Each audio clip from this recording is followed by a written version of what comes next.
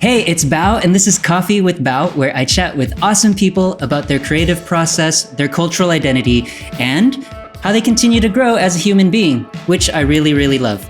You can find all of my past episodes and get in touch with me at coffeewithbao.com. I'm gonna show you my guest right now. Today I'm hanging out with a fellow Asian American indie musician. He's a singer-songwriter, a film composer, and an actor. He's released 5 full-length albums. He's got music in several films by Ridley Scott. He's composed music for historical silent films, and he's made music for and played a fictionalized version of himself in the award-winning film Surrogate Valentine, which then became a 3-movie series. And last year, he composed the documentary Be Water about Bruce Lee, directed by Bao Nguyen. I want you guys to meet my friend and my recent neighbor, Goh Nakamura. Go! Hey! Thanks for having me. Thank you so much for doing this. It's really weird because I can literally walk over to your place right now, but the pandemic is going strong, so we got to be safe. Yes. The other thing, Go, I really appreciate that you hit me up every once in a while to remind me to get some sunlight because, we're all just in our houses. It's so important, man. Yeah, it's a game changer for me. Yeah, you come to LA, then you're just locked into your place. Yeah, strangely, This pandemic has made me healthier. Right? You're more deliberate about your lifestyle now. Absolutely. I totally feel you. So we met in the late 2000s at the San Francisco International Asian American Film Festival. It's now called CamFest. Mm-hmm. And Ming and Ping, my band, opened up for you, Goh Nakamura. I think I opened for you. I don't know. I'm pretty sure.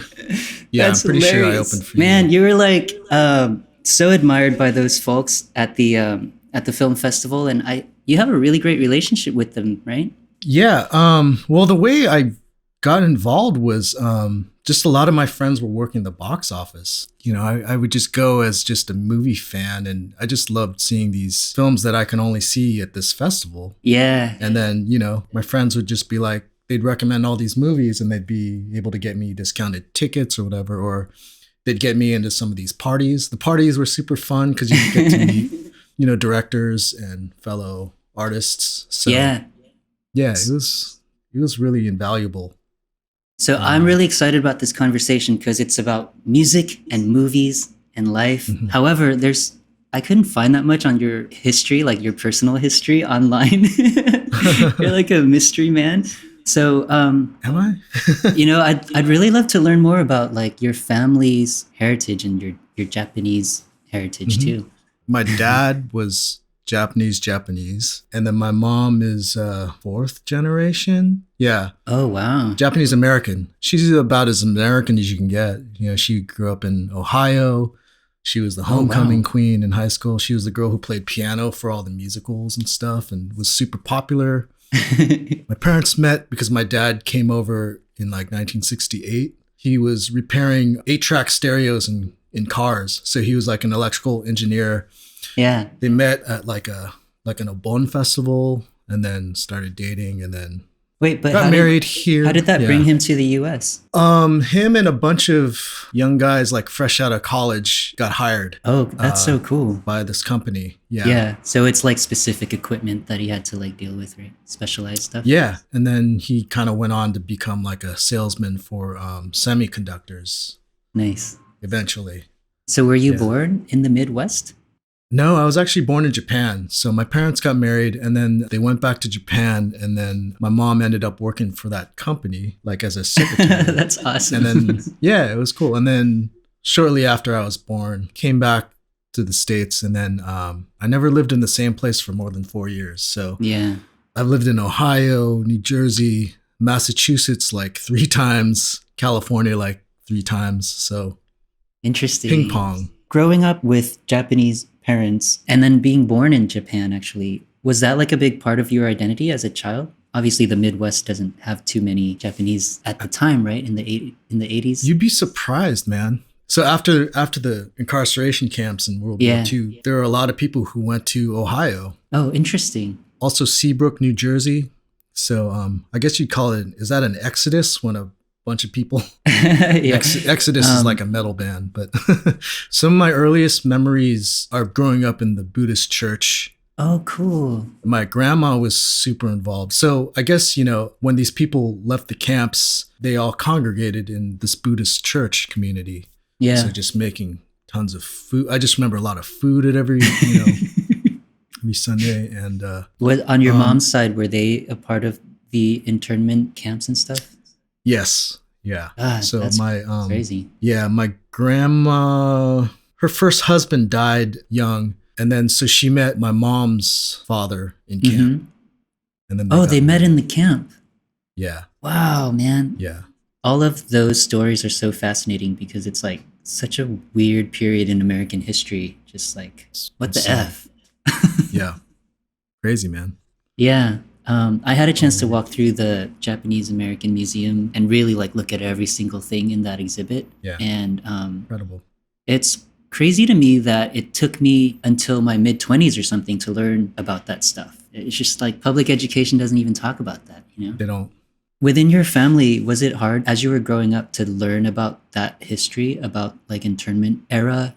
It's really strange, man. Like, so I knew about it. I was talking to my relatives about it, and they wouldn't really say much. I don't know if it's out of like shame or It's trauma, dude. It's the same with the Vietnamese it is trauma. population. It's hard for them to talk about that. I actually did a report sophomore year of high school, and I interviewed one of my relatives, and that was kind of the first, like, wow, that was fucked up, kind of, Yeah. Excuse my language. And I always knew it was messed up. Like the quote was, he said, "They're supposed to be protecting us, but how come the rifles were turned inward?" And I was like, Wow. oof. And that was like part of my paper. It seemed like an external thing then. But then when I moved to LA, I ended up going to Manzanar and actually going and experiencing it. And the heaviness was like, oh man, so palpable. And Yeah, and you like see how desolate and like such a bad condition out there too, right? When you see that stuff and you're like, man, I can't believe they forced everybody from their normal lives into this. When you walk on that soil and then you're really putting yourself in that situation, and I was enraged, man. Yeah. I was just like so angry and sad.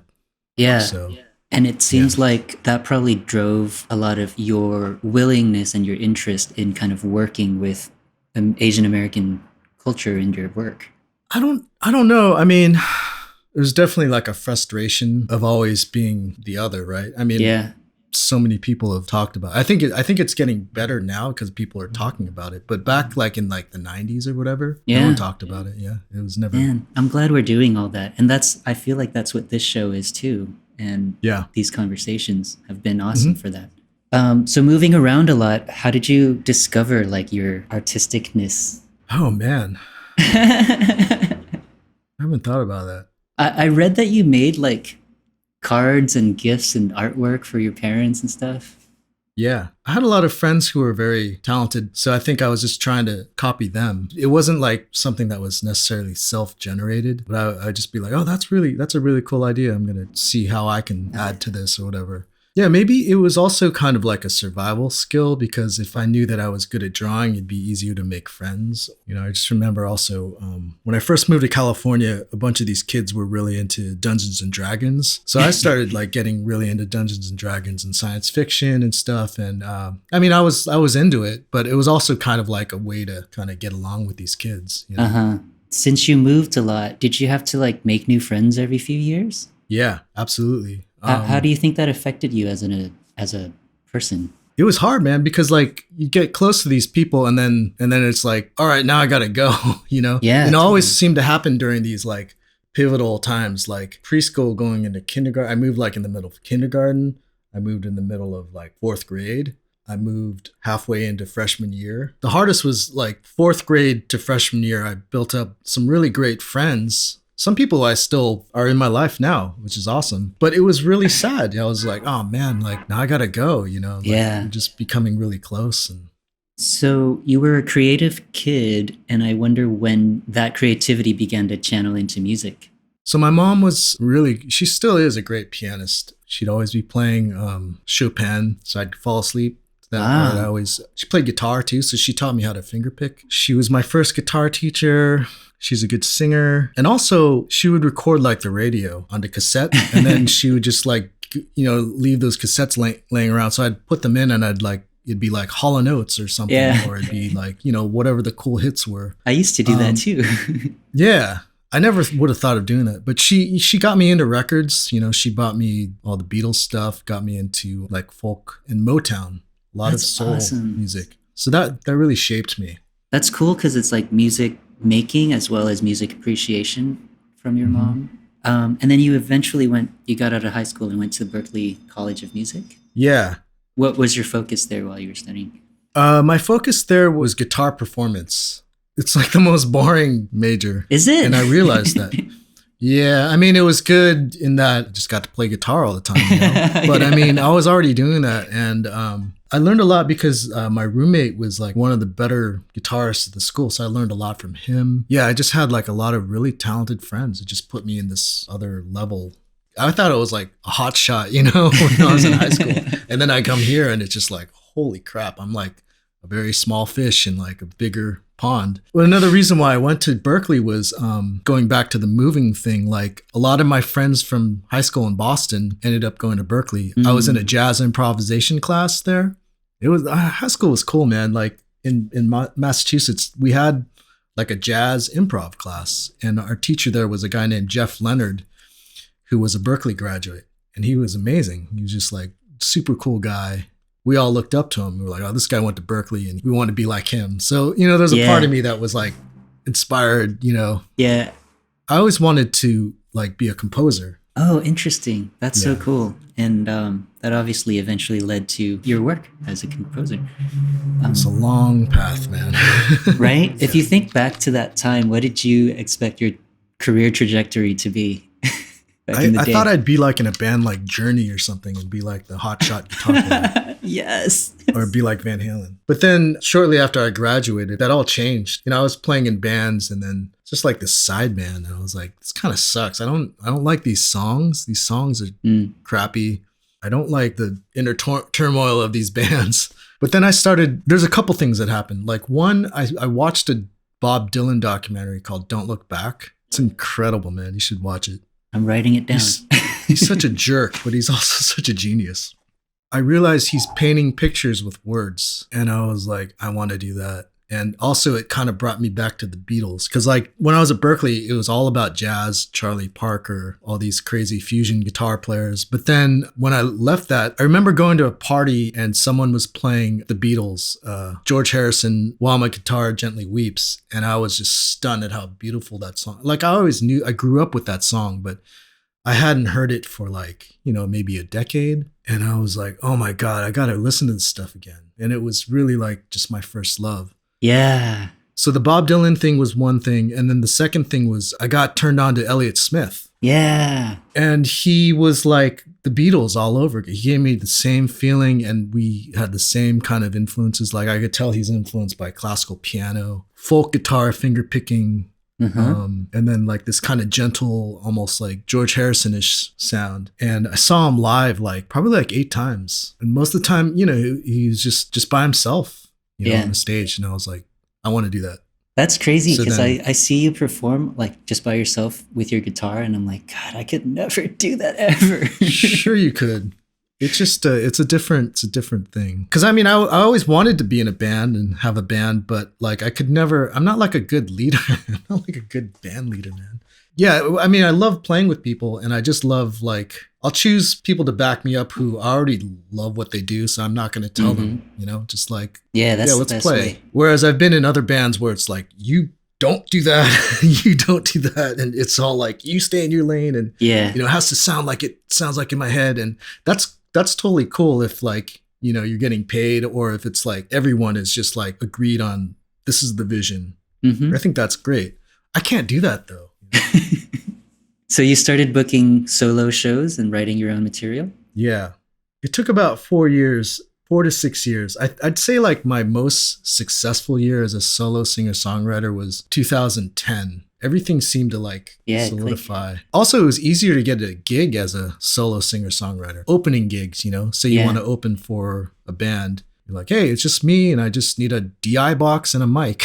Right, right. Okay, you're hired. Did you ever have to like get a job outside of music to carry you through while you were doing that stuff? Yeah, all the time. Yeah, music never really paid the bills until recently. But yeah, I was teaching guitar lessons. I was bartender for like 5 years. Oh, wow. I worked at a brewery as a brewer's assistant a couple years. Oh, interesting. That was super fun. Well, you got a long ass rap sheet that I'm gonna just read through.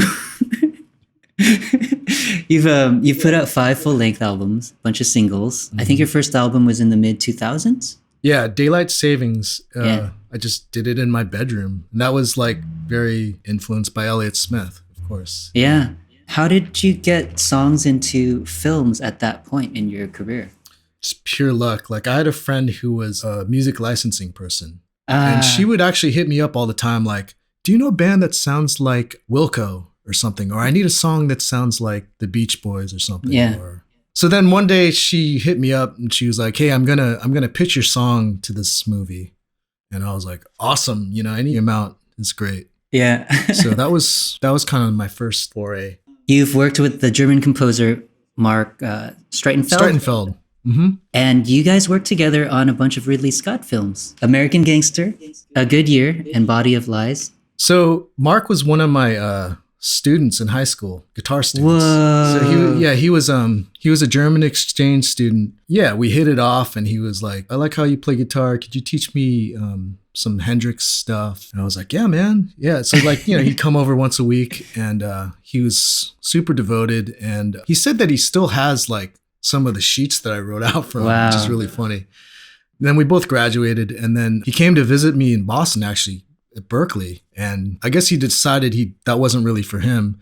So then he ended up coming to LA and I kind of lost track of him. And then a couple years later, he just shows up, knocks on, you know, I was at my parents' house and he knocks on the door. He's like, hey man, I'm working with Hans Zimmer. Yeah. I'm Hans Zimmer's assistant. I was like, who's Hans Zimmer? And then, yeah, he was his assistant for many years and ended up becoming Ridley Scott's main composer. Super talented dude, man. And I guess things really took off like, I think around 2005, 2004. He was like, hey, I'm working on this project. You want to come over and stay with me and we'll just write music. And he couldn't tell me what it is. He's like, yeah, we're going to write, just study like French music and these chansons and Serge Gainsbourg and stuff. So, I was like listening to all this stuff and then I go over and he's like, let's go buy an accordion. So we went and got an accordion and like, let's go find some chimes or whatever and like go buy some chimes and stuff. And it turned out that we were recording demos for A Good Year, which takes place in France. And I never saw any of the picture. It was always like, okay, we have to make something kind of like Rubber Soul, the Beatles, but it's like French or something. I was like, okay, cool. So we'd like do that. And then it was so fun, man. Like, just this mystery thing, and I couldn't talk about it. Yeah, I didn't even know what was going to make it in the film until I actually went to the theater. I was like, oh, that made it in. And that's awesome. I recorded that at my desk. Yeah, it was funny. That's great. So. You also composed some music for a silent film, The Dragon Painter, this really trippy Japanese-American romance movie. And then nobody I know has this opportunity, but this must have been life-changing. Dave Boyle had a film called Surrogate Valentine, in which you made the music, but you were also one of the characters, like the character. Bizarre. Yeah, and eventually that turns into a sequel and then a third sequel, which was directed by Lin Chen, right? Mm-hmm. Did you ever imagine that thing was going to blow up and become this like lifelong career-defining thing? Not at all. It's so bizarre, man. I mean, I told you there's stuff that I did that I like forgot about. That's like one thing that I forget, man. I'm not an actor, but I met Dave at that same film festival, the CamFest. Uh-huh. Yeah, we just kind of hit it up. We just hung out, and then he was like, "Hey, I want to make a video for you." I was like, "Okay." I wrote a song for one of his movies actually to help promote it, called "White on Rice," and then we just walked around San Francisco, and he shot me in black and white. And then I guess that was sort of I didn't know it at the time, but an audition for this other project that he had. Wow. He wanted to make a very small movie, almost like all made up of like pickup shots. just keep it as small and as mobile as possible, just super guerrilla filmmaking. And I think the story was, at first, it was about a traveling filmmaker, but he thought that was too like masturbatory. So he decided to change it into a singer-songwriter. He's like, okay, you're going to basically play me, and here's the story. And man, what an incredible opportunity. You know, I got to like write it with him and like give all this input, and actually even like write my own lines half the time. Yeah. And who gets to do that? It's just so, that's what I'm saying, dude. Amazing. Yeah, I'm super fortunate. I haven't had a chance to watch it yet. I think it'll change our relationship once I see that movie. It's the first one is so goofy, man. The first two are super goofy, and the third one is like much more mature. You know, yeah. Lynn just did such a great job. That's so great. Last year, you made some music for the Bruce Lee documentary put out by ESPN called Be Water, and that was directed by a Vietnamese American, BAO Nguyen. How did you guys begin that relationship, and how did that project get into the world? I met BAO at the film festival here in Los Angeles. Oh, wow. And BAO was also friends with Dave. Oh, actually, you know, I hired BAO. I was documenting different studios across the US. So I went to New York, and then I hired him to film that. And then we just stayed in touch. He would hire me for these different like kind of commercial projects. So 10 years, I guess, that we've known each other, kind of built up a working relationship. Yeah. And then he was like, hey, you're in the running to score this Bruce Lee doc. What do you think? And I was like, holy crap. That's awesome. That is like, I didn't think I was going to get it, to be honest. I was just like, who gets to do that? Not me. And then, yeah, almost killed me, but it was incredible. Yeah, I got a chance to watch it, and I'm going to show a little image and talk about it. So cool. Go's latest project is Be Water, which he did the music for, and that is a documentary about Bruce Lee as part of ESPN's 30 for 30 series. Like every Asian, I grew up idolizing Bruce Lee. But what I got from the film was that it exposes much more of the social and political and racial and frankly racist environment in which Bruce Lee built his life and his career during the 60s and 70s. And all that is reflected in the music, which goes from, solemn and tense to reverent, triumphant even. You can find all of Go's projects on his website, gonakamura.com, and that's spelled GOHNAKAMURA.com. Yeah, it was a really great movie, and I actually learned a few things that I thought I knew about Bruce Lee, but me too. Just seeing like the general environment of the time that was never really explored in any other media. Yeah, it's incredible. He was a tenacious dude, relentless. Yeah. Something that's cool about your work is you've always kind of worked within the Asian American culture and lots of projects that deal with that. And I was wondering if you like deliberately set out to kind of network yourself into those circles, or if that just was a natural thing that came about. It was pretty natural. I can pinpoint like when I first became aware of this community. There was like a news article about one of my high school classmates, Gene Yang, who is now a very successful cartoonist. And he was like in my Japanese language class in high school, and I hadn't heard from him or didn't know what he was up to. And I was like, wow, this guy's doing, like, this was before his career took off, but I was just like, dude, this guy's doing comics. He's amazing. And it was like part of this show called Aperture, put on by this Asian American arts group called Kearney Street Workshop. And they've been around for a long time. But actually, another one of my friends was doing something for this show as well. So I checked it out, and then, I just got introduced to all these really talented and smart artists and people who were into art. Another way that I got introduced to all these people was when I was working at the brewery. One of the bartenders had a band, and he was like, hey, Go, I know you play and sing. You want to open up for my band at this Irish pub? Yeah. So this Irish pub was like in the Richmond district of San Francisco. And a lot of these people who were involved in these Asian American groups lived in that neighborhood. So then that kind of became my home away from home. And the first show I played, all these people from that group kind of showed up. It's Yeah. kind of cool. And then, you know, it was like a life-changing moment. Real recognized real. Yeah. Well, it was cool. Yeah. I mean, Right? they were doing like really cool stuff, you know? Yeah. Like, Yeah. Obviously, you clicked into that community fairly easily. yeah. Man, I never took like Asian American studies, or I never thought about myself as an Asian American. You know, I was just always like, yeah, I'm Huh. like the one Asian guy with a bunch of, you know, white people, like, which is Huh. fine. You know, like that was like very much my high school and college experience. And, you know, those people are amazing. But I never really had like Asian American friends until 2004, maybe Wow. 2003. Interesting. Yeah.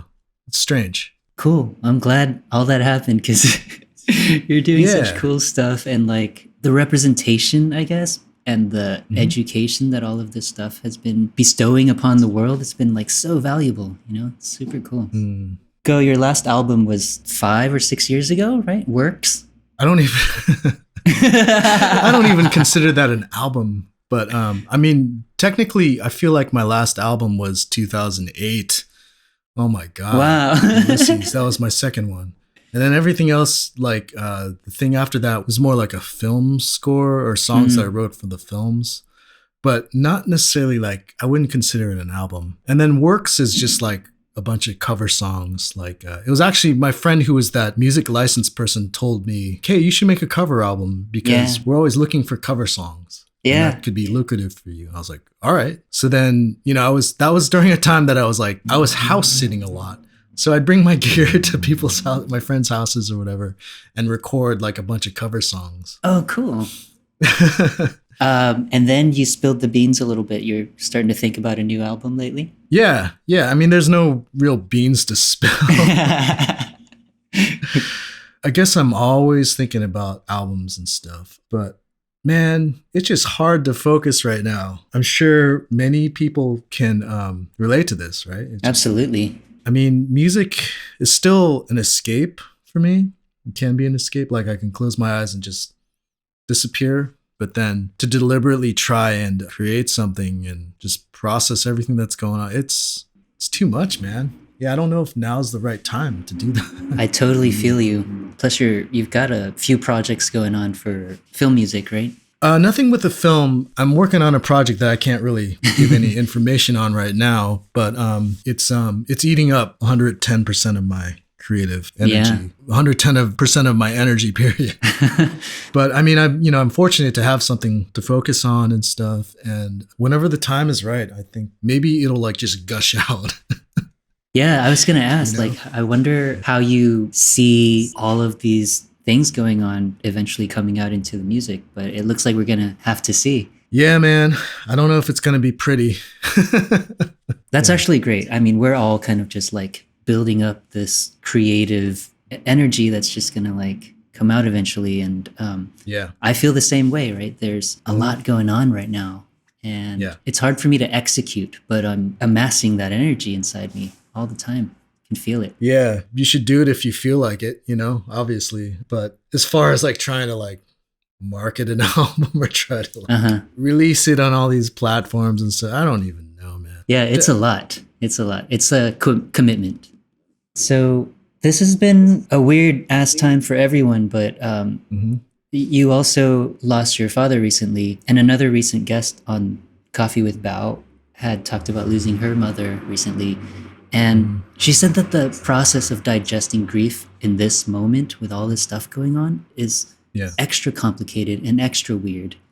Yeah, it's you know, I think I've only processed like 20% of it, to be honest. It's gonna be a long road. I mean, I've obviously had to accept it. It was kind of like we knew something was wrong, and then it just rapidly declined, and then he was gone. And that was super traumatic, you know. And then on top of all, you know, not to get into details, but the last 3 months of 2020 were like a constant pummeling. Like things just got worse. I was like, can't get any worse. Got worse, got worse, got worse, got worse. And man, I don't know. I thought like I was just gonna disintegrate, to be honest. But yeah, I don't know. I was just like, I'm not gonna go out like this. What have some things? I'm not gonna. What have been some things that you've been doing to cope or to help you? I just boil it down to feed myself, clean up after myself, or try to uh, exercise, get some sun. Those four things like are essential. Sometimes that like takes up the whole day, man. Like it's incredible. It's like I'm taking care of a pet. Yeah, but the pet is you, right? The pet is me, and it's unruly. And Yeah, I feel like a plant sometimes too when you remind me to get sun because I'm like, oh yeah, think of yourself as a photosynthesis. I need that. it's so true, man. Yeah, it regulates so much. You know, your mood, your sleep, and it's important. Yeah, the pandemic has given all of us a lot of time to like self-reflect and think about stuff. And Mm. you know, aside from the basics, just staying alive and staying human, is there anything in the personal development front that you're working on for Go? Oh man, so much. And I'm always just trying to strengthen my empathy or whatever, you know, or just try to be more patient and just be like a better friend and better person, man. Yeah, I love that. Yeah. Like that's a Yeah. never-ending process. I'm just so lucky, man. Like I have so many caring friends and caring family in my life, and I want to be like them. Yeah, that's beautiful. Yeah. Also, I'm so lucky. something about you is you've said it multiple times, which is I never expected that would be me to have these opportunities. Like that's so great. It's bizarre though. It is bizarre. It feels like it's a dream. Yeah. In a lot of ways. Listening to your music and following your musical releases, I definitely hear the Elliott Smith influence with the vulnerability, the way you treat your vocals. There's just a lot there, right? But somebody I really love that I hear in your music is John Bryan. He's one of my idols. Actually, they're Oh, both wow. my idols. But John Bryan for sure, because you've got these sounds that are so natural and so playful and so you can hear the exploration in your music. It's a long setup. But aside from the music, I feel like you've kept a really consistent, like low personal profile, which I kind of admire on that end. I wonder if you have a tip for me to create work that's both vulnerable and explorative, but also like keep myself a little bit insulated from that exposure. Man, I don't know if I have any advice. There's nothing really to report as far as like having a profile. If anything's coming from my life, it's like super subconscious or something. It's not like I set out to write a song about an experience or something. Yeah. I think it's more like I see it as a crossword puzzle. So I have this vague idea of the feeling of the song, maybe, and then maybe I'll have like a hook or like a central seed, and then I just sort of like write like little bubbles and how can I make this relate to that? How do Wow. I flip this so it means something else? And it's like it's a big puzzle. I need like 3 notebooks to Wow. write one song. So like I'll right here, write something here, and just kind of like it's a mess. I make a big mess. Yeah, and I constantly love that writing. when it comes out, it's just like it's you, you know, it's so interesting, it's so real. Yeah. Anyway, I So, I mean, appreciate that. yeah. Thank you. Yeah. Absolutely. I don't know what I'm doing, man. To be honest, every time I sit down to write a song, it's like I've never written anything. How do Wow. I do this? So I have to kind of figure it out. That's really cool because you've done a lot of work. Man. You got a But one huge thing I want to portfolio. add is that like moving to LA, shortly before I moved to LA, I started co-writing a lot. Mm. So I was writing with a guy named Chops. He was one of the founding members of the Mountain Brothers, this legendary hip hop group from the early 2000s. I think they're signed to the same label as the Fugees and Mm. super influential. He was scoring a documentary. He lives in Philly, and then I was like, "Hey, man, I'm gonna go to New York. Let's try to write together." And he's like, "Yeah, let's do it." And then we holed up in a room for like 3 days, and we had like 3 or 4 songs. We wrote a song a day, Yes. recorded, finished. So that's like another amazing discovery that came out of like these film fests. It's, Yeah, I have like an album with him, but we haven't released it yet. man. So I would it's love like to hear that. we kind of wrote these songs to pitch to music licensing. So it's very different. It's more pop, but it was cool because he's a rapper. So we had like a lot of fun, kind of like Yeah, different skill twisting sets these pulling together. phrases. Totally. Yeah, Man, I'm excited to hear your new work go and see whatever motion picture stuff you're working on. It's just, I really admire how like broad your portfolio is. It's just so cool. And I'm glad you're my neighbor now. I know. Once we can get vaccinated and whatnot, Yeah. have coffee in a real space. Yeah. Thanks for doing this, Go. Thanks for spending all this time with me. Really appreciate it. Thanks so much, Bao. Thanks for having me. Hang tight. I'm going to give a little outro and then I'll come back and say a proper goodbye to you.